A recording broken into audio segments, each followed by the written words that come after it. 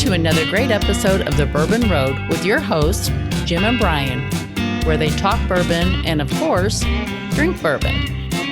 Grab yourself a pour, kick back, and enjoy another trip down the Bourbon Road.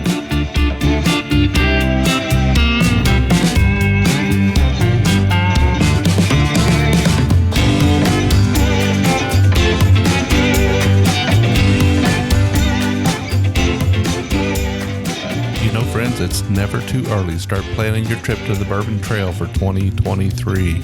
We hope you'll join the Bourbon Road crew as we pull out all the stops this year at Bourbon on the Banks. So mark your calendars for October 6th and 7th, and we'll plan on seeing you in Frankfort, Kentucky. Be sure to listen in during the halftime break for all the details on Bourbon on the Banks. Hello, listeners, and welcome back to another episode of the Bourbon Road Podcast. I'm your host, Jim Shannon, and today we are in Atlanta, Georgia. Melody and I here today. We've been invited into ASW Distillery. We've got Chad and Whit with us, and we're in their house today, but we're going to drink their whiskey. Why don't we start by saying a little bit about what you do here? Chad, what do you do at ASW? I try to provide value where I can, mainly on the sort of design marketing front. So I head up marketing and then help with out-of-state sales as well. So new markets. We're in Texas and Southern California and East Tennessee and Florida, in addition to our home state of Georgia. And obviously, as everyone probably knows or is familiar with, every state is different in terms of its distributors and regulatory requirements and administrative filing stuff. So it's a process. It's a process. Yeah. That's why we have whiskey, to make it significantly less boring. So your job is to shout ASW from the rooftops. That's right. But the more whiskey you have, the more your paperwork gets sloppy. So you got to find a balance. Yeah, you got to keep discipline in it too, right? That's right. That's right. And Whit, how about you? What do you do for ASW? Yeah, so I work in production. I'm a distiller here. There's two of us that make whiskey. Justin Manglitz, who's our master distiller, and then me, I'm the distiller. And then we actually also have Justin Camp now. He's just started making some whiskey mash with us. So what specifically were you doing? We had to wait on you to come in here because you had to go off to the still house and do something. What were you doing out there? Yeah, so I was just making sure. I just made my cut, so I was just making sure everything was running properly. The steam lines were running smooth, so sometimes the steam lines get a little clogged. You have to blow it down, release some of the water flow, any condensate that might be trapped in there. So just making sure steam's flowing properly. Slowing down the distillation could obviously change the distillate, so just making sure everything's going good. So not all our listeners are going to know what making the cut means. So yeah, the whiskey's just being distilled, and it's coming off the still and being condensed, and you've got some things coming off early that you don't want. Yeah, and then the hearts, you're getting ready to cut for the hearts. Yeah, it had just started to come off the still. Yeah, so I just made the cut. Now, essentially, so we do double pot distillation. So we have two pot stills. We have our wash pot still and then our spirit still. And the spirit still is where we make all these cuts. That's our second distillation. It's going to be different than what most American whiskey is distilled on, which is a column still. Sure. Most column stills run continuously, so there's actually no cutting involved in column still distillation. It's where on the column they pull it off. Yeah, exactly. So every plate in the column essentially removes some of those off flavors, off alcohols that you don't want in your finished product. The hangover. Yeah, exactly. Or in some cases, the get really sick stuff, right? Sure, yeah. So removing those in pot distillation is completely different, because in column distillation, the still is designed to do that for you. In pot distillation, you have a little more control over it. So you can decide how much of that head you want to get rid of, how much of that tails you want to get rid of. And making those decisions and making those cuts will really be what the finished part of the process, the finished product is. So the head part's usually going to have what you said, like the hangover, the methanol. Almost all those go down the drain. Except if it's a plastic bottle, in which case they put it directly into it. Exactly.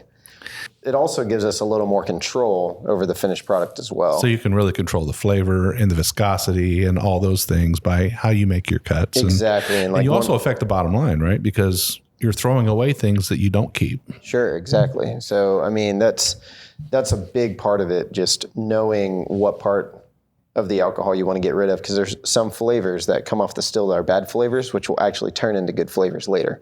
And there's some flavors that may be deceivingly good that are actually bad flavors that you don't want in your final product. See that, folks, that's why distillers are not just plant operators. They actually know what they're doing, because they're making whiskey good. They're not just making it and putting it in a barrel, and the barrel makes it good. It has to be good first. Yeah. So. All right, so we're going to drink through 5 of your whiskeys today. You've set them out for us. Thank you so much for doing this for us. But I think we're going to start with a bourbon, aren't we? We sure are. Yeah. Well, our listeners do love to get straight to that whiskey, so why don't we do that now? What do we have in our first glass? So this is Fiddler Unison bourbon. This is our flagship. It's 90 proof, high wheat bourbon. It is, I'll let Whit talk about some of the technical details, but it is our best seller here in Georgia. And it makes a great neat pour, but it also, if you're an old fashioned drinker, I find that I may be biased, but it makes a really good one as well. Now, are there multiple expressions of Fiddler? Oh yeah. So it's branches out from there. This is the Unison, though. This is your flagship product. Yeah, whiskey itself is a tree, right, with multiple branches, and Fiddler within the whiskey tree is its own little tree. So it's like a tree grafted onto a tree. Okay, so the Fiddler Unison. Now, what's the proof on this? 90. And what's the mash bill on this? Yeah, so the Fiddler Unison it's actually 2 different whiskeys blended together. So we have a sourced MGP high wheat mash bill that is 51% corn, 45% wheat, 4% malted barley, blended with our Fiddler Soloist, which is a high malt bourbon that we make in-house, which is a 4-grain, all malted secondary grain bourbon. So we have 2 types of malted barley, malted wheat, malted rye, and then a chocolate malted rye. If I told you the percentages of all those, it's going to get too complicated. It's like 13.3% of this and like 9.2% of that. It's like, I really, honestly, I would have to look it up. I could tell you the exact mash bill in bags. We use this many bags of wheat and we use this many bags of rye. So I could tell you in pounds, I could tell you in bags, but percentage, I would have to actually look it up on the computer. Well, that's fine. We understand. So this is a marriage of 2 bourbons, so it's still a straight bourbon. Yes. And the age on the 2 products? Yeah, so the MGP right now that we're sourcing is anywhere between 4 and 5 years old. And a lot of it's hitting that 5-year-old mark for the products that we're putting out right now. I think at some point it was 3 years old, but we're kind of getting away from that product. We're trying to make this a 4 to 5-year-old product. The bourbon that we use that's in-house is a 4 to 5-year-old bourbon as well, the in-house bourbon. And the blending percentage is roughly about 25-75, using 75% of the sourced MGP, 25% of ours. And one of the main reasons for that is that the Soloist itself has a very distinct flavor profile, and we still want this to be kind of like an entry-level traditional flavor profile bourbon.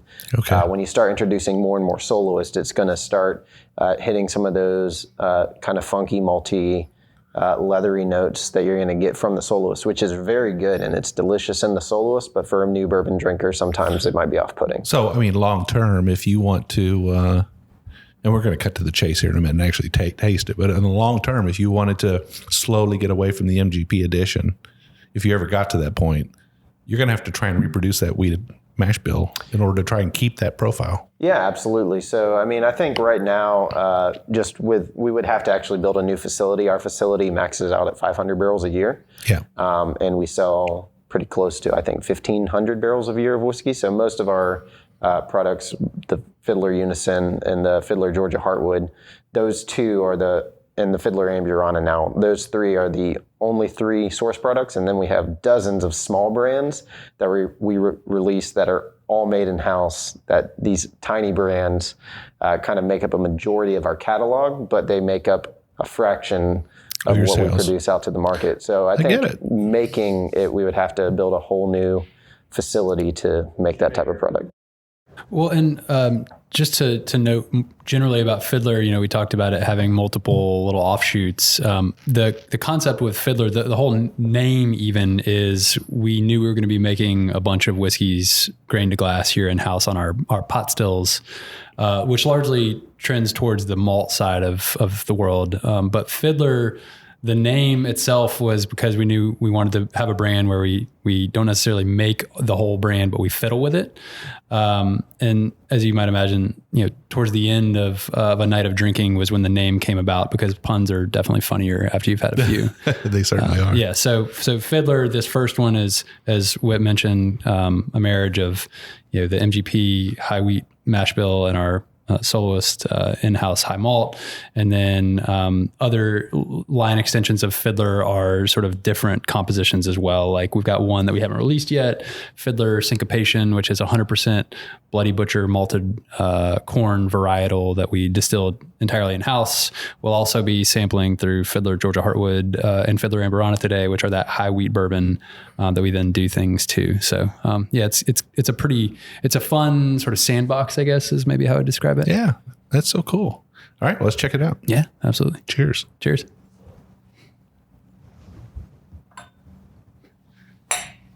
I heard that cheers. I'm not quite close enough. I reached for it, but Air cheers.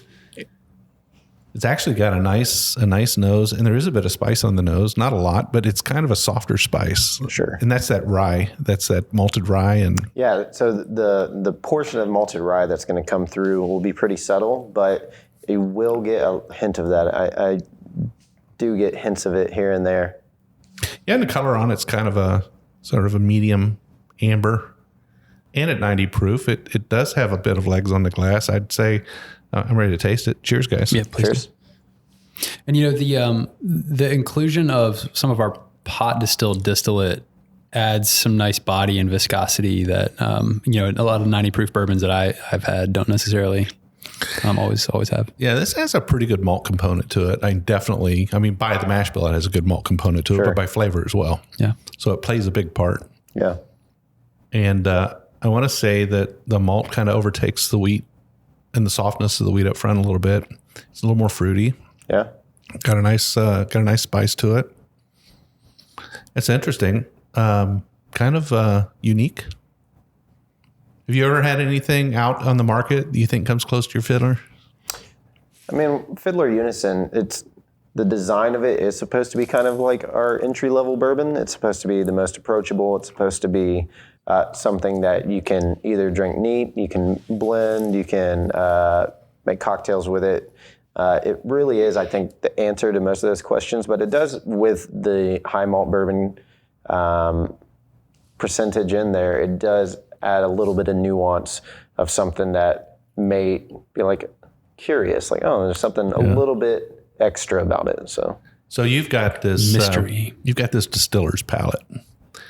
On this, do you get kind of a nutty pear, kind of a little bit of a nutty pear? Sure, yeah. So when you say distiller's palate, so when I talk about flavors, everything is subjective. There's no objective truths when you're talking about flavors that you get. So one person's pear might be another person's apple, or might even be another person's cherry. So like you can talk fruit. I usually will use broad terms, and then once we kind of agree on a broad term, we can go a little bit deeper past that. It's like, does everyone agree that there's some fruit here? Let's go a little bit into that fruit. Is it a tree fruit, like an apple or a pear? Or is it more of a stone fruit, like a cherry or a peach? Like, what is that fruit component? And if everyone can kind of agree on that, then you're kind of getting somewhere. But the only reason we use flavor notes is to be able to understand what other people are tasting. Because at the end of the day, it tastes like whiskey. It's whiskey that we're drinking. Whiskey. It's whiskey that we're enjoying. So tasting it, we didn't add fruit to it. We didn't put apples in the mash bill. That's correct. It's just corn, wheat, malt.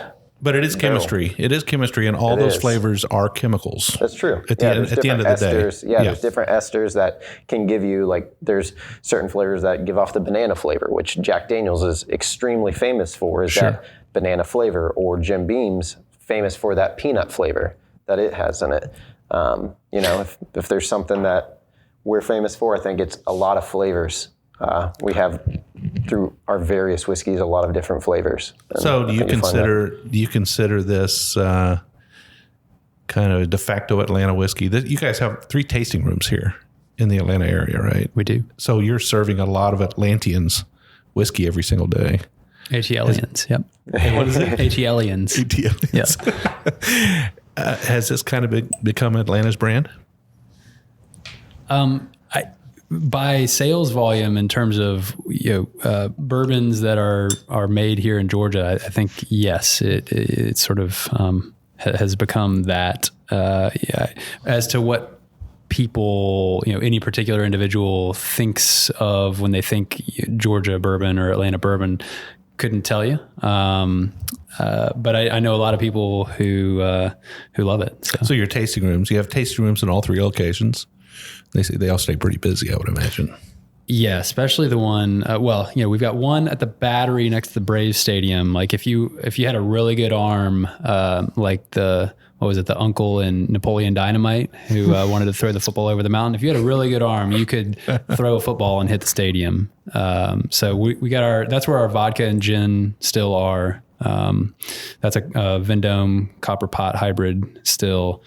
And we've got a tasting room there, like you mentioned. So during baseball season, that just gets a ton of traffic. I mean, the Braves development arm has put together a really cool ecosystem over there of a lot of local vendors. Our whiskey exchange, which is where we age most of our barrels, that's on Atlanta's Beltline development, which is, for folks who aren't familiar, was 22 miles of abandoned railroad tracks that they have now redeveloped into not only kind of a sidewalk and transit corridor with a lot of cool plantings and everything, but it has a ton of breweries, restaurants, apartments that have sprung up next to it. Ponce City Market, like we were talking about earlier during our walkthrough, is also right along it. So yeah, that's where our rick house is, storing a lot of our barrels, and then our facility here is actually not very far from the Beltline, which is just around the corner. But our distillery here is right next to Sweetwater Brewery. So we get some overflow from their tasting rooms and everything. So cool. Yeah. Let's move on to our second whiskey, and we could talk about that a little bit. Perfect. This was really good, by the way. I really enjoyed this Fiddler Unison. Yeah. And I hope I get a chance to try some of the others. And yeah. By the way, your tasting notes are awesome. You think so? Yeah. I mean, you didn't throw out asparagus, which is ideal, because that's probably wrong. Do you get that sometimes? I've only gotten it once. It was actually with Duality, which is going to be the third one we're sampling today. But somebody threw out asparagus right after I'd got done saying, just as Whit said earlier, everybody's taste is subjective, nothing's wrong. And I was like, that one actually might be wrong. but it makes people feel a little bit better when they know they just can't be wrong, right? You just can't be wrong because it's your palate. By goodness, and whatever you think it tastes like, exactly. That's your memory. So, I've never got asparagus before. Neither have I. I have got charred hot dogs though. Believe it or not, out of a whiskey. Yeah. No, it was a smoky, sort of savory whiskey. And that's the first thing that came to mind. So sure, I felt bad about it when I said it. But better than hot dog water. Better than hot dog water. That's right. All right. So what do we have in our second glass? Yeah, you've got Resurgence Rye. So this is, as Whit can probably talk to in more detail, we distill it from 100% malted rye. So most ryes on the market, even still today, are distilled from some combination of unmalted rye, corn, and malted barley. So we went in a little bit different direction here. So Jim Chastain and Charlie Thompson were our founders. They had been rye whiskey drinkers starting about a little over a decade ago. And when they got in touch with our master distiller, Justin Manglitz, through actually Jim's younger sister had been good friends with Justin in high school. So it was one of those where, Jim's younger sister said, "Oh, I've got a friend who's, really talented," kind of eye rolling. Yeah. "Oh yeah, I'm sure," but turns out his portfolio was fantastic. And they said, "We really want to make a rye whiskey." And Justin had a pretty extensive background in home brewing. He owned the homebrew supply store in downtown Athens for close to a decade. That was sort of gave him access to ingredients to sort of learn on. And he said, "Why don't we make a malted rye, a rye malt whiskey?" It's pretty unique. Very few, if any, distilleries at the time were doing it at least on the East Coast. Old Potrero, I think, out west had come out with it, and that was one of his favorite whiskeys. So he was inspired by that. And so this was the very first whiskey that we distilled here in-house on our double copper pot stills from Vendome. And it's just really, we talked earlier, you mentioned s'mores in a glass type way of describing a flavor profile. I think this one actually is pretty close to that description as well. I get a lot of graham cracker. I think one of the common threads through a lot of our whiskeys, maybe not all of them, is a subtle chocolate note. I definitely get that in the Resurgence rye. And I don't know if that's the power of suggestion. Whit may be able to help us understand, but it uses about 3% chocolate malted rye. Yeah, so there's 5% chocolate malted rye. Yeah. And it doesn't take much of that. Right. No, it doesn't take much of that at all. I think Woodford Reserve had a chocolate malted rye bourbon that came out a few years back, and it was kind of overpowering. Yeah. They used too much. Yeah. Maybe too much. A lot of people liked it, but... Yeah, it is a very powerful grain indeed, as far as like flavors that can translate through the distillation, because a lot of flavors you can actually, some esters you can lose in the distillation process, some flavors of grains, like corn, for example, especially yellow dent number 2, which is like the most common corn used for bourbon. You almost lose any corn flavor through distillation, and which is honestly a good thing. And the best thing about yellow dent number 2 is because a lot of people don't want their whiskey to taste like corn, but it's good that you lose the flavor of those grains. But chocolate malted rye specifically is one of those that translates heavy through the distillation. You can get that later. Yeah.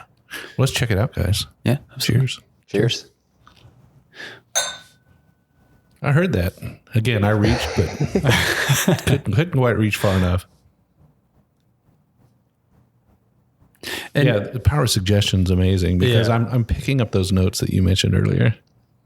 Well, and Whit, your point about the yellow dent number 2, I mean, the amount of flavor that comes from the barrel for a typical bourbon is pretty high, right? Yeah, it's usually like 70, 75, sometimes even 80%. Because we use pot distillation, we actually lower that number from being higher on the barrel flavor profile to a little bit, not higher on the grain in the distillate profile, but our distillate doesn't take as far as a backseat, we'll say. And it's usually about 65% barrel and maybe 35% distillate. We're only almost 7 years old as a distillery, so our oldest stuff is still 5-6 years old. So we still have a pretty distillate heavy flavor, but the distillate doesn't, it's not like an off-putting distillate. It's you get the flavors of the grains without like any off alcohol flavors. And what's the reason for that? I mean, why does the pot still produce a distillate that carries more flavor into the barrel? Yeah, absolutely. So I'll take it back to column distillation. So in column distillation, the stills run continuously. There's no cuts that are made. Just pieces of the heads and tails essentially are removed with every plate in the column. So as it's distilled, it's losing a lot of that, but it's also losing a lot of the oils. It's losing a lot of the thickness that the spirit has. So in a pot still, we are able to translate everything. There's not a whole nother distillation. We only do 2 distillations, really 2.5, because we recycle a lot of the faints. But in our distillation, we're able to translate any of the thickness that's in the spirit. Some of the oils can translate through the distillate, and it will give our spirit a or our white dog essentially a thicker body, thicker texture. So whenever we put into a barrel, we're actually not counting so much on the barrel to make up thickness, which is one of the reasons why you need a new charred oak barrel for a lot of American whiskey. Light whiskey is one of the ones that doesn't use that, and because of that, they have to put it into a barrel or distill it at a higher proof, or it's usually bottled at a higher proof as well. But bourbon needs the thickness from the new oak to thicken up that spirit so that the final product is really thick, because the distillate going in is really thin. We take our distillate, which is a very thick distillate, and we put it in a barrel for 4 to 5 years, and we have just as thick of a distillate as you would a 12-year-old bourbon. So we're able to get that thickness. We're able to get that mouthfeel from a young whiskey. And what proof are you going into the barrel at typically? So ours actually ranges. It ranges from about 108 to 120. We've done a few off ones that will go in at 125, and we've done a few in the past that have gone in at a little bit of a lower proof, but usually that's our range. And it really depends on, because we make so many different products, we're not able to keep filling up our tank and cutting it to the same thing. So once we're finished making a product, whatever bit of distillate, we'll just cut it to the amount of barrels that we need. So there's not as much of a science as much of an efficiency behind that. Well, that is so cool, because we've got a lot of listeners that are just whiskey geeks. Like, they want to know all that stuff, like what kind of still, what's going on, how you guys are using your barrels. You just made their day. Basically, you gave them all the stuff they needed to feel satisfied, kick back, and just enjoy their whiskey now. So absolutely. And about Resurgence, obviously, podcast isn't a great format to show the label, but I can describe it. It has a phoenix on it. Resurgence is the city motto of Atlanta. Rising from the ashes during the Civil War, it was burned, and the artwork on it is a phoenix done by a really great artist out of Athens named David Hale, who he professes to have a direct bloodline connection to Basil Hayden. Oh, really? Yeah, who was the first person to introduce rye into otherwise corn whiskey or bourbon mash bills centuries ago. So I've always thought that was kind of cool, since our rye is the artwork is done by him, who has a connection to the person who introduced rye into corn whiskey. Well, speaking of the label, I just noticed that you actually print on the back of the label as well. Yeah. That's cool. A little Easter egg R as the bottle. As your contents of your bottle decline and you're getting sad, at least you have the artwork to. That's pretty cool. Yeah. Well, it's a fine whiskey, and I really enjoy it. And this one here, you kind of goes back in history in the company, like you said. But this one would be one that you have some older barrels of, probably, that someday we might get to taste, right? Yeah, so we still have the first barrel of whiskey we've ever made here in house. So it's going to be 7 years old this year, same age as our distillery. And I can't say for sure, but it will probably be a few more years before it hits that shelf. But we'll probably do a first barrel special release of Resurgence rye in the future. So what's the goal of that 10-year rye? Is that to have like a candy-like kind of well-aged rye, or? Yeah, I think you can look at it and set goals and set expectations, but really it's just going to be whatever it is. We can move it around in the rick house to kind of maybe manipulate some of that a little bit, manipulate the proof by going a little higher, a little lower, so on and so forth. But we're just going to kind of let it be what it is. Right now, it definitely has some sweetness. It has some thickness to it, so I can't wait to see how it evolves. So this one, we also have a very limited amount of cask strength that we bottle of this as well. And each of those have won a double gold at San Francisco.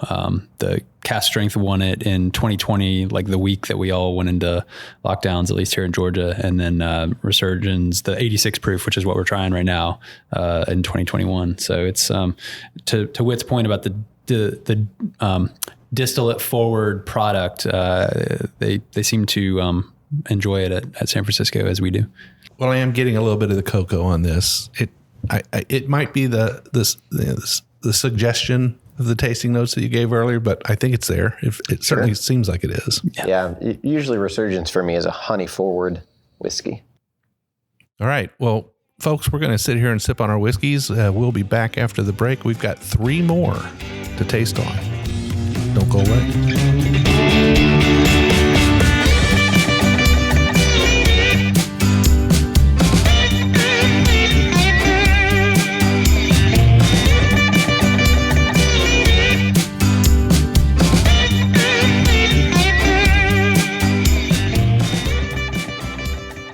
As we mentioned earlier in the show, we hope you'll join us this fall on October 6th and 7th for Bourbon on the Banks. The festival itself is from 2 to 6 p.m. on October the 7th, and you can pick those tickets up at bourbononthebanks.org for $65. They also have an early access ticket for $75. It'll get you in an hour early and definitely get you access to some special pours. But if you always like that VIP access, this year they're bringing in the VIP access tickets. We'll give you access to their VIP tent and all the great things that go along with that for $175. Be sure to check out bourbononthebanks.org. You'll get all the details on this year's event.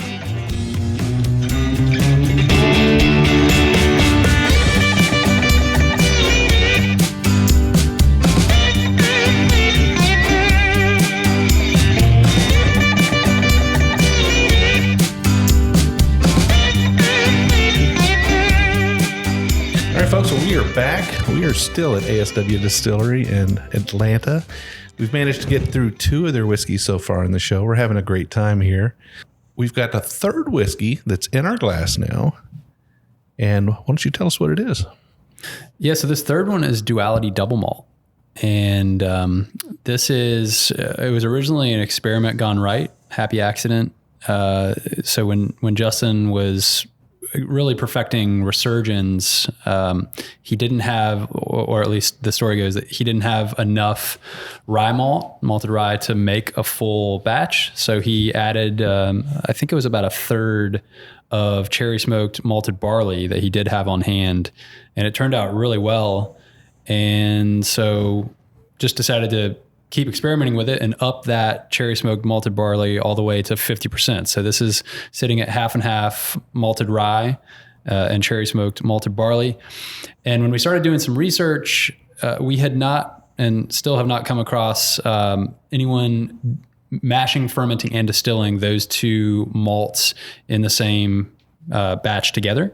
In near equal quantities. Yeah, that's right. That's right. In near equal quantities. And so we said, well, let's call it a double malt. And then when we did some more research and, at least 3 pages worth of Google results didn't show that anybody else had done it, we said, well, I think we're the first ever double malt to have to come on the market. So I don't know if that's still true, but at the time it sounded really fun to say that. Well, it's in print. I can see it. I can see it from here. Yeah, that's right. Duality Double Malt. That's right. So at the very least, there's prior art now. Exactly. And speaking of art, we nerd out pretty hard on all of our labels. Duality may be the nerdiest one. Not only does it have lots of Easter eggs of dual theme, it has a halo and a trident on it, but it also has a Scottish Gaelic translation of the passage from Macbeth that goes double, double, toil and trouble, fire burn, and cauldron bubble. We thought that was pretty fitting for a double malt product that is double distilled. So yeah. Yeah. So when we were kids, we would sit at the table in the morning with our bowl of cereal, and we'd have the cereal box in front of us, and we would read every word on the cereal box, right? Because that's what you did as a kid. Well, as adults, we do that with our whiskey bottles. So that's right. I'm glad you're putting the Easter eggs on there for us. We just can't hide toys inside. That's I think still illegal. Yeah, that's an idea. Is it illegal? It kind of messes with the whiskey. It messes with the whiskey, yeah. You don't do it. That's right. Well, that's pretty cool. All right. So we have a double malt. This is a rye and a barley malt whiskey. 2 separate malts. You've coined the double malt. It's called Duality. Cheers. Cheers. That is really soft. It does have a little bit of like I don't want to call it a grassy note. It's kind of like a hay or a light hay note to it. Is that? normally when you're getting a note like that, like there's a lot of scotches that kind of have kind of like hay-like qualities. So it would probably most likely be the barley that's contributing to some of that factor. Yeah, I mean, we've had a lot of malted rye on the show. It has malted rye as a kind of a category of rye is becoming very popular, at least because it is delicious. It is delicious. It is definitely different, and it softens the rye to a point where it's a little more approachable by people who are not spicy whiskey drinkers, right? But I always have trouble identifying, what defines in the flavor profile, what defines that malted rye. It always is a little softer. It does have a little bit more of a stone fruit kind of quality to it. Yeah, sure. I would say. But a lot of times you do get that from the malted barley as well, right? You get those stone fruits. Yeah.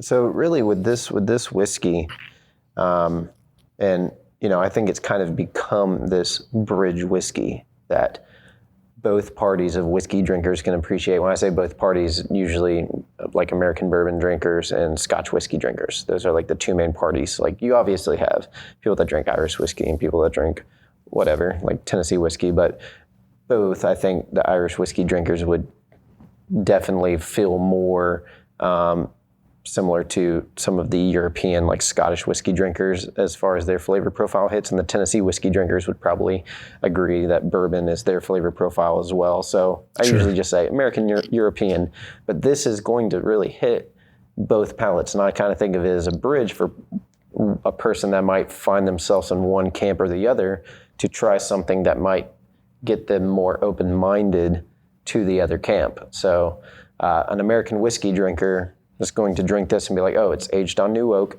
It has that rye like flavor profile that is familiar with bourbon, maybe a high rye bourbon, but also the malted rye does kind of soften it up. So it's not like a rye whiskey. I almost consider it more of that bourbon, sweet American whiskey category. But then the malted barley, it's not a peated malted barley, it's a cherry smoked malted barley. So there are going to be little hints of smoke there and a little hints of leather, but they're not overly aggressive to where it's off-putting to the American whiskey drinker.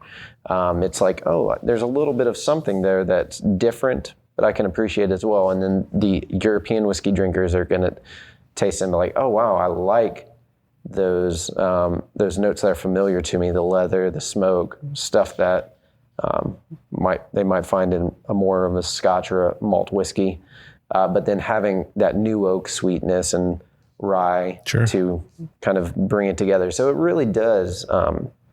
I found it to hit more palates from both camps than I found it to hit neither, I would say. Sure. Like the grand negotiator between the two. There you go. Love it. Well, let's taste it. Well, cheers. Cheers. Cheers.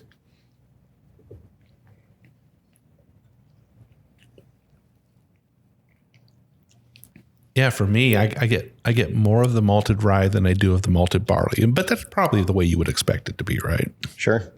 Because even in equal parts, the rye is going to play a bigger role.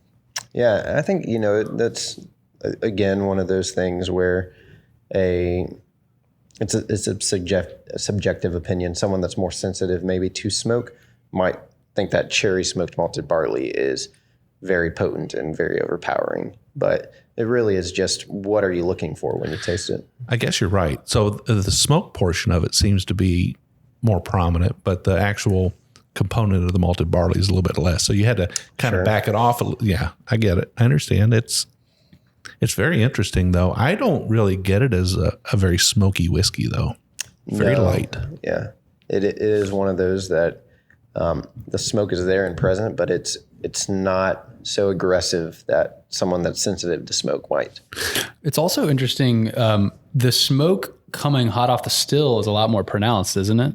Sure. Yeah, definitely. So as it sits in a barrel over time, like some of our older dualities are definitely less smoky than our younger dualities. And when duality was first released, when it actually won a double gold medal at San Francisco, it was a 1-year-old product. We've actually bumped that up to a 3.5-year-old product. Okay. Well, that makes a difference, I'm sure. Duality is significantly older, significantly oakier than it originally was, but it used to be a lot smokier, a lot maltier. But even then at that 12-month age statement, it won a double gold medal. So super proud of that. Yeah, it still has a nice barrel profile to it. I mean, it's got a nice bit of oak in it. It definitely picked up a lot of the barrel, I think. We've used a blend of 30-gallon and 52-gallon barrels for duality for a majority, at least more recent majority of its life. So we'll probably continue doing that soon, and then probably back it to just 50-gallon or 52-gallon barrels eventually. Sounds good. On your mic, you can actually let it come in towards you a little bit closer. You just don't want it rubbing against your t-shirt. Gotcha. That's the only thing. So you're fine. Yeah, sometimes I talk with my hands and move things around, bump things. Oh, you're fine. Get crazy. You'll never even hear it. It's just me being kind of nerdy about it. Sure. It's all good. I appreciate it. Yeah, I love it. Well, this is really good. I'm enjoying it a lot. One thing I want to make sure of is we don't confuse our listeners too much, because this category is an American whiskey. Absolutely. Yeah, so this is clearly an American whiskey. We don't have an American single malt category yet, although we do know it's coming. It's on its way. We'll have it soon, probably within a year, I hope. And this will not qualify. I think the category has to be malted barley specifically. Oh, it does. And because this is 50% malted rye and 50% malted barley, it may not, once the standard of definition is finalized, I don't know that this would, but this would definitely fall under the category of whiskey. So an American single malt is not under the same definition as a Scotch single malt. I actually don't know the standard of definition just for Scotch single malt, but I do know Scotch whiskey has to have a 3-year minimum age to be considered Scotch whiskey. Single malt, Scotch single malt has to be distilled in a pot still as well. Yeah. And a pot still, Yep. and the single malt is from a single distillery. And So from a it's single distillery. it's not blended products from multiple distilleries. Right. Yeah. I think American single malt. Will be from a single malted grain, like I think they'll allow diversity within the malted barley subset. but it will be barley. I think it will have to be barley. So that's what the rumblings we're hearing. Okay, cool. Yeah. Unlike the double pot stilled whiskey, which would be, actually it would be the same as a double, except that's not all malted. That's half or partially unmalted whiskey, right? Yeah, some of it, yeah, and like Irish whiskey is the triple distilled. It uses partially unmalted and malted barley with our Irish style whiskey. But yeah, I think one of the things that you'll find through our catalog too is that we make a lot of different styles of whiskey, and really big shout outs to Justin. I want to make sure he's getting fair credit. So he taught me how to make all this whiskey. He's been making whiskey for 25 years and makes really fantastic stuff. He's learned, designed this whiskey just over years of experience, and has found stuff that really translates fantastic. I've been lucky enough to learn under him, train under him, and he's actually let me start making some of my own mash bills. They'll be ready in a few years. So hopefully when they come out, they'll be as exciting as Justin's. Well, that's awesome. That's so awesome. Well, it seems like you know your stuff. I appreciate you definitely that. talk the talk. and the whiskey's good. So, hey, let me back up a little bit. We've had the Fiddler Bourbon first in the show. Then we had the Resurgence Rye. And now we're having the Duality Double Malt. This is an American whiskey, but it is a malt whiskey made with malted rye and malted barley. Yep. These 3 bottles, where are they priced at on the shelf? Just so our listeners have an idea where they can, kind of find these bottles. Yeah. Fiddler Unison it depends on which store. Sure. But anywhere from 35 to 41, call it. Okay. Resurgence Rye sits anywhere from about usually around 44 on the shelf. Duality is, do you remember what? I think that's sitting at like 50, Yeah, it's around 55. 50. It's a little more crafty. Yeah. Right? Yeah, I mean, think- you would expect there's a little bit more. I think you can find it from 45 to 60 in that price range. Yeah. We do offer cast strength versions of both Resurgence Rye and Duality Double Malt. So Yeah. People do love the cast strength. that is a very popular trend. Yeah. That is rumor has it that cast strength is. And that kind of leads us into, so we're gonna have a couple more of your whiskeys here as we finish up the show today. But you guys do single barrels as well, We do. and so you do cast strength versions of your whiskeys as well as single barrel offerings. Correct. And what's it like? I mean, what kind of groups are doing single barrel picks with you guys? That's I've never really had to define this. Are they liquor stores primarily with groups behind them? Are they liquor stores that are looking to just expand their offering? I would say it's about maybe half to a little more than half are, liquor stores who just love having single barrels on the floor. Sure. Maybe a quarter are liquor stores with groups behind them, and then a quarter are working directly with groups who might have a partner liquor store that they work with, but it's ultimately just corresponding directly with them, having them in, thieving from the barrel directly for them, et cetera.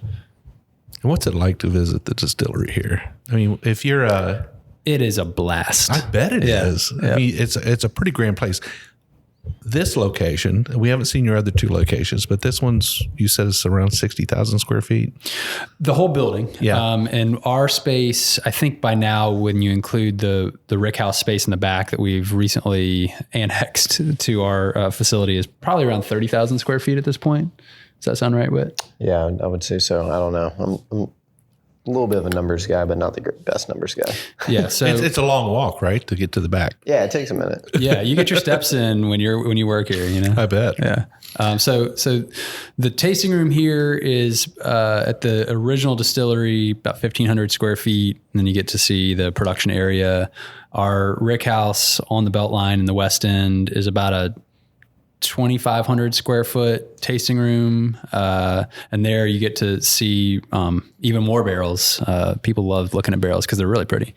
And then we've got our battery facility, which the tasting room there is about, I think, 2,500 square feet when you factor in both spaces. And you can see our vodka and gin still there.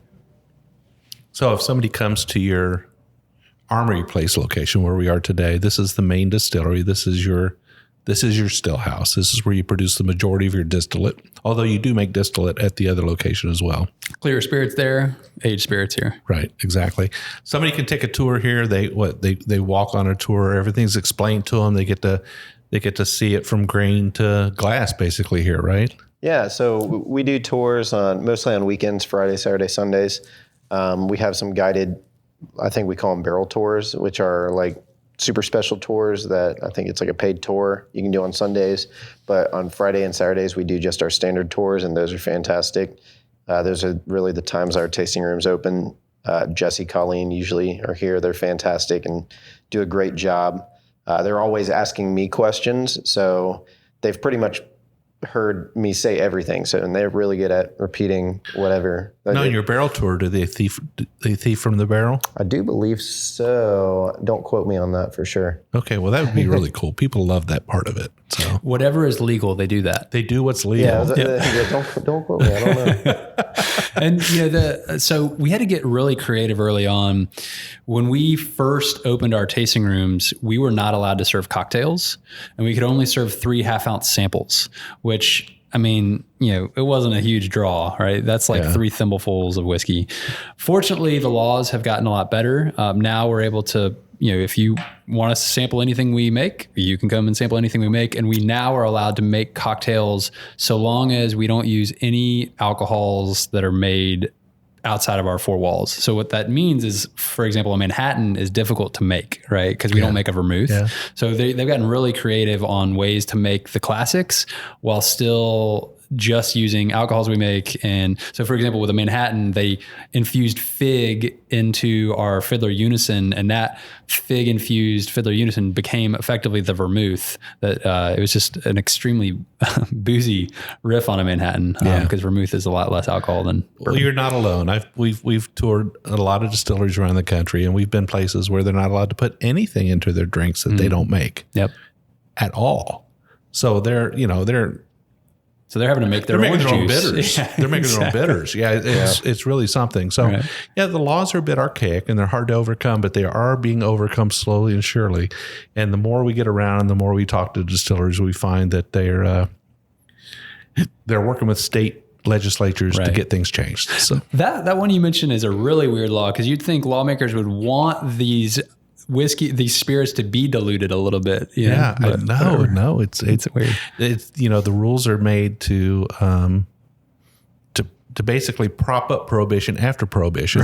And then, slowly it's going to take 2-3 generations for all that to disappear. But that's right. Anyway, it's great to see that those things are happening. So you have a full cocktail bar. We sure do. Yeah. And you've got people working behind the cocktail bar that know how to make things happen. Exactly. That's awesome. And you also have like an event center here. You have people come in and weddings? Oh, yeah. So all 3 of our locations have separate private event spaces, as well as the ability to rent out the tasting rooms for private events. So we've hosted, as you mentioned, weddings. We've hosted corporate fundraisers. We've hosted holiday parties for companies. That it runs the gamut. We've hosted like Dragon Con related. Are you familiar with what Dragon Con is? I don't know what it is, but it sounds like some like D&D convention. Sure. Yeah, it is. That's not that far off. So every Labor Day weekend, there's just a gigantic. People dress up for it. It's really, really fun institution in Atlanta. But people, we've had adjacent things related to that. So it really does range. All right. Well, I finished off what I was drinking. I reached for the next glass. And I can see the bottle from here. We almost, I think we messed your segue up because you had this single barrel cask strength segue teed up, and then we went down that rabbit hole. That's okay though. Yeah. People want to know what they can see when they come visit you guys. Yeah, so that's absolutely good that we took that little side road for a minute. Yeah. This is the Fiddler Georgia Heartwood. Can you tell me a little bit about this single barrel? Yeah, this is the MGP 45% wheat mash bill that is delicious of its own right. And then Justin, would you say every January he harvests, or at least the last few Januaries he's gone and harvested oak up in North Georgia? Yeah, he spends a lot of time working with oak specifically for this product. Yeah. So the original, so the premise of this product is it's that 45% wheat mash bill that we then finish on anywhere from 15 to 30 staves of Georgia oak that we harvest.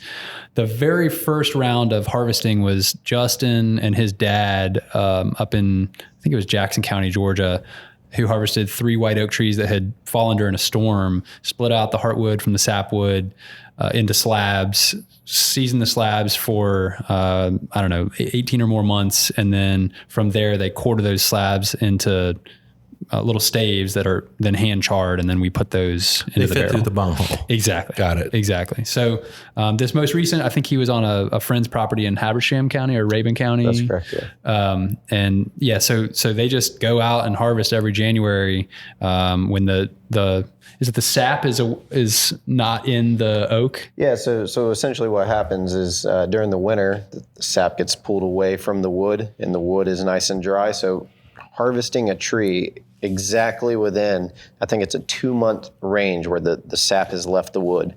And that's when you want to harvest it, because if you harvest the tree, fell it when there's still sap in the wood, it's going to reduce the amount of usable wood that you can use for a barrel, or at least the amount of good tasting wood. And you could still use it for staves or for finishing wood, but it wouldn't taste good. So something tells me that sapwood would be bitter. Mm-hmm. Yeah, it's not great. It's not great. So except maple sap. yeah, maybe. Exactly. Well, we're talking about oak here, though. That's right. We're talking about oak, and it's a very a lot of people can just take whiskey, put in a barrel, or take whiskey and finish it on wood. But having that knowledge to understand the trees and understand, like, this tree being this old, or the sap's not on the tree at this point, will affect the flavors in this way, just makes it a super, well thought out process. So the way that we fiddled with this Fiddler whiskey is by adding Georgia oak to it, which is the first whiskey ever legally aged on Georgia oak. Oh, really? Yeah. Yeah, and that Georgia oak, it affects it pretty much every way it could possibly. You look at it in the glass and it's just this incredibly dark red, beautiful hue. It adds not only oak character, but a different, I almost get a maple style note to it, even though it is oak, that I have quite frankly never I was going to say the nose on it's kind of kind of a mix between, for me anyway, the nose is kind of a mix between like maple and like sassafras. Sure. A little bit of sassafras on it. Like root beer style. Like root beer style, but without too much sweetness. I mean, it's got a little bit of sweetness to it, but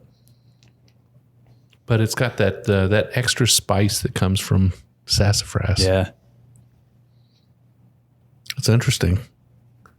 How do you think of this? How does he think of this stuff? I mean, it's just, I guess you're from Georgia. You want to put a little Georgia in every bottle, right? Sure. Yeah. I mean, I think Justin, his like thought of creativity, specifically behind this product was wanting to have a single barrel program, but our Unison was a blended product. They're like, well, how can we fiddle with a single barrel that we source and it not just be bottled sourced whiskey? Like, how do we make it special? How do we make it our own? Because we don't want to just take someone's whiskey and put it in a bottle. We want to make sure that we do something to it. And most of our products, most of our line is made in-house. But this one, we're like, well, let's do something that hasn't been done. Let's put it on Georgia oak. Let's use unused trees, unused wood. So that has a sort of a spice combination that's different than anything I've had before. I want to say that it's very similar to the nose on the palate. It's got that kind of sassafrasy, spicy note to it. Yeah, it's really good. Yeah, this is our answer kind of to the oak bomb, that the bourbon heads that are looking for the 12, 15-year-old bourbons. You know, they want something that has that thickness, that has that oak, and this is kind of our answer to it. This right is now. Very dark. Yeah, I mean it's mahogany in color. Yeah. And it does have a bit of viscosity to it. It does. Yeah, this one is our biggest single barrel offering. I mean, we'll have, I don't remember how many barrels this year, but we have a good number of them for not only Georgia, but outside the state as well. And it has really, a lot of the bourbon groups we send samples to really, really gravitate towards this. We might have to do a Bourbon Road pick. Yeah. I was about to say, how many podcasts have we had do barrel picks? Yeah, I don't think we have. Oh, it could be the first one. There you go. Yeah, Could be the we might first have to do it. We need a partner though. Well- we have to find a partner. You guys don't sell from you do sell bottles from here? We do, and it actually is a good segue that, we're in, I think I mentioned earlier this episode with states we're in, but probably the next state we would expand to, we don't know the exact timeline, but would be Kentucky. So, okay. Yeah, we've gotten a lot of interest and feedback from people. Hey, please come up here. So, Well, yeah, I mean, why not? I mean, Kentucky we've got a lot of bourbons up there already, but we also have a big appetite for bourbons in Kentucky. So, and a lot of people come to Kentucky looking for bourbon, and they can't always get those unicorns they're looking for. In fact, most often they don't get the unicorns they're looking for. But the second thing they're looking for is single barrels, special offerings, things they can't get anywhere else. And a Georgia Heartwood Fiddler, my goodness, that would be something that people would look for, I think. That's really good, by the way. That's an excellent bourbon. Thank you. well, thank you. And what was the proof on this? Like 108? Yeah. So 109? no, this one ranges from I think it's like 115 to 120. So I think this one's closer to the 116. I think is what It's this one is. full flavor on the palate. And it's got plenty of power behind it. So it's a good solid whiskey that it's for sipping. You definitely don't want to mix this with anything. Just enjoy it the way it is. That's right. And if you need to put it on an ice cube, put it on an ice cube. But I think it's really good the way it is. Yeah. Okay, I see another bottle we haven't touched yet. Yeah, this one I think is all wit. I mean, It's all wit. Yeah, so this one's a newer product line, Fiddler Amburana. So Amburana, if you're not familiar with the wood, it is a tree native to Brazil. And the woods, I think, genus is very closely related to legumes. So I don't know if any nuts actually grow on this tree, but it would be in the family or the genus of that style of tree. Now, is an oak tree a nut tree? Because of the acorns? Yeah, because of the acorns. Right, Yeah, got it. Okay. Yep. This one I don't believe I may need to double check, but I don't believe this is a type of oak. I believe this is kind of its own separate thing. This has been a sufficiently nerdy show, by the way. Yeah. So this is great. I love it. But Amburana has an extremely unique flavor profile, like super different, super unique in what it offers to the whiskey. The barrels that we used did hold cachaça, which is a Brazilian, I want to say it's a rum style liqueur, but it's, I don't know if it's a liqueur or a spirit. It's kind of like in the rum style though. Cachaça is, but these previously held cachaça. But the flavor is like super floral. The aroma is extremely fragrant. So yeah, when you stick your nose in there, you'll know exactly what I'm talking about. I mean, even just pouring it right then, Whit, it just filled the whole room with the bouquet. So in our rick house, there's a spot where the Amburanas are, and as you're walking towards that area, you can smell it. Like I actually had the opportunity to, Chad walked us past those barrels, and I have to say that we got to really put our nose up to it. And it's different. It's totally different. Yep. So really is anybody else working with that wood at all? Yeah, there are a few. I do believe Starlight and Nulu have kind of, at least when it comes to barrel finishes, they've been experimenting with mini barrel finishes. And I think that they do that. Some places will do a cigar batch, and they'll use a portion of Amburana or full Amburana in what they call cigar batch just because it pairs well with tobacco because of how potent it is. We try to make our Amburanas not overpowering because it doesn't take long. It really, a few weeks, a month, 2 months, like that's all it takes. It does not take much time in this barrel at all to get the flavors that it needs. Much more time it's going to kind of blow out and be. So these barrels are pretty expensive, I would imagine. Are you able to use them more than one time? Yeah, so we've actually been able to use barrels 2-3 times. We're going to experiment and try to use them up to 4 times if we can. I mean, the potency of them just ridiculous. Being a first fill will only take a few weeks, a month, and then from there, the second fills take about 2 months. Third fill, we haven't fully matured ours in a third fill yet, but I mean, it still has a lot of flavor to give. So. And then when that's over, you'll get them off to a brewery in town or something, right? Yeah, absolutely. I mean, I think that's going to be something that, I mean, brewers are always trying to experiment, always trying to push the boundaries. So I think that's easily something that they could experiment with. So at the core of it, what is Amburana? So Amburana, when we do our Amburana finished bourbon, I think our goal is to kind of push the boundaries of what whiskey can be. I mean, other people are experimenting with it, but we want to kind of put our own spins on it. And this has been something that has, I mean, a lot of people interested, even non-whiskey drinkers have tasted this and like, wow, that's super different, super unique. My father-in-law, who's really into rum, this is his favorite whiskey of our offerings. So this is kind of an opportunity for other people to try something and be like, wow, that's not what you expect when you taste whiskey. And I think also for the whiskey drinker too, the average whiskey drinker, some whiskey drinkers are thrown off by it and maybe even off-put by it, but others are looking for that. They're always looking for how can whiskey be different? How can I find something new? I mean, the collector, this is right up their alley, just trying to get something really different, really unique. Yeah, this has some spice in it that's not typical to whiskey. Mm-hmm. This is something, I think I heard you mention earlier, something about cinnamon rolls. Mm-hmm. You know, I do believe it's got that. It's probably a little bit more of a, what would a whiskey be like if we treated it a little bit like a gin? Sure. You know? I mean, maybe. Yeah, I definitely think, I mean, because there's very heavy floral notes on there. Yeah. So on the nose, like you're getting floral. If you overdo it, like we've seen some barrels that almost get a little perfumey after a while, and that's just how aggressive it can be. But yeah, and on the palate, that cinnamon heavy. I have like one friend that's like, oh, it tastes like Cinnamon Toast Crunch. Like that's the only tasting note they get on it. They're like, so Cinnamon Toast Crunch breakfast cereal. So what's the core whiskey here? Yeah, this is MGP.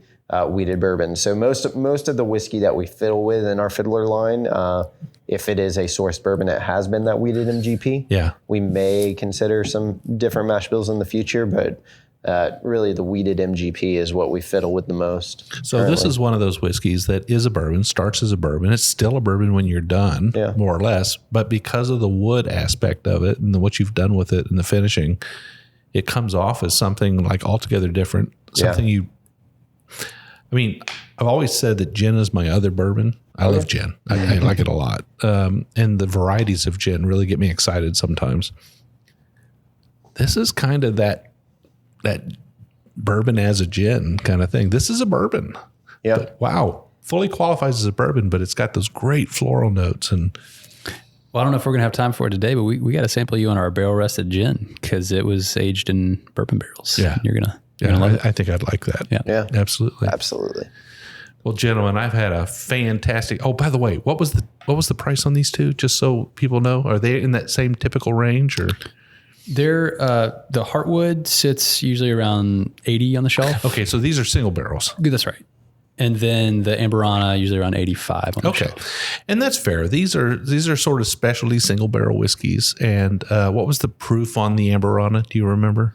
So this one is usually similar to Heartwood, but I think it's a little more dialed in right at the 114 to 116 is usually where this one hits. So we're paying a little bit more for these, but we're getting a little bit more.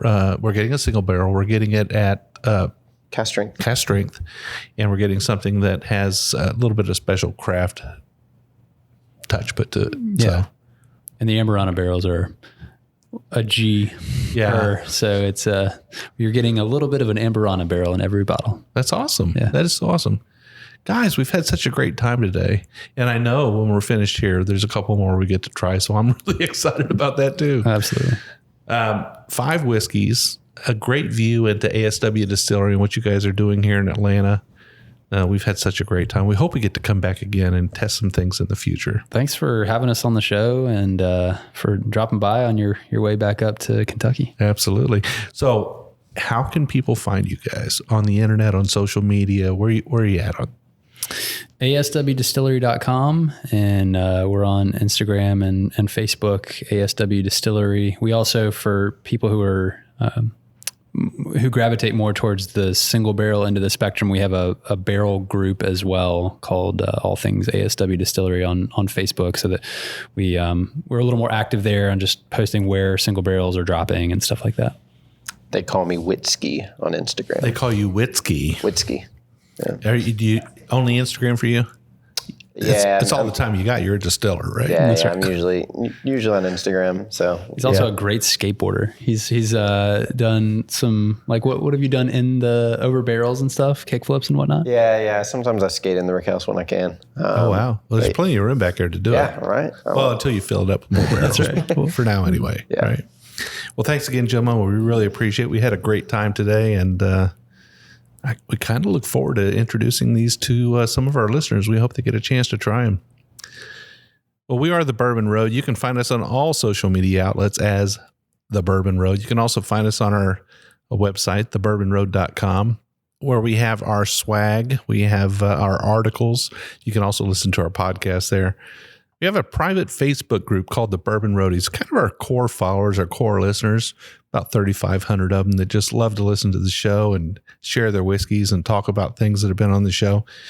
We hope you'll check that out. Just go on to Facebook and type in The Bourbon Roadies, and I'm sure it'll come up. You'll have to join, answer 3 questions. Want to make sure you're 21. You know you're getting yourself into a bourbon group, and you agree to play nice, because we just don't accept any rudeness in that group, and definitely no selling of whiskeys. So, but you can share them with each other. In fact, we encourage that. You should always share your whiskeys with your friends. We hope you listen to every single show that comes out on the Bourbon Road. Every Wednesday we come out with an episode. We'll be out on the road. We'll be at a distillery. We'll have somebody in house. We'll have a musician on, or a chef, or sometimes an author. It's always a fun time. We're always drinking whiskey. Make sure you check us out every single week to make sure you don't miss one. Be sure to scroll on up to the top of that app and hit that subscribe button, hit that plus sign, that join button, whatever it might be, to get that app to remind you every single week when an episode comes out, and you won't miss one. If you got an idea for a show or a whiskey, if your hometown's got a distillery that's doing it right, make sure you let us know about it. We'll shine a little light on them. I am Jim Shannon. This is the Bourbon Road, and we will see you down the Bourbon Road.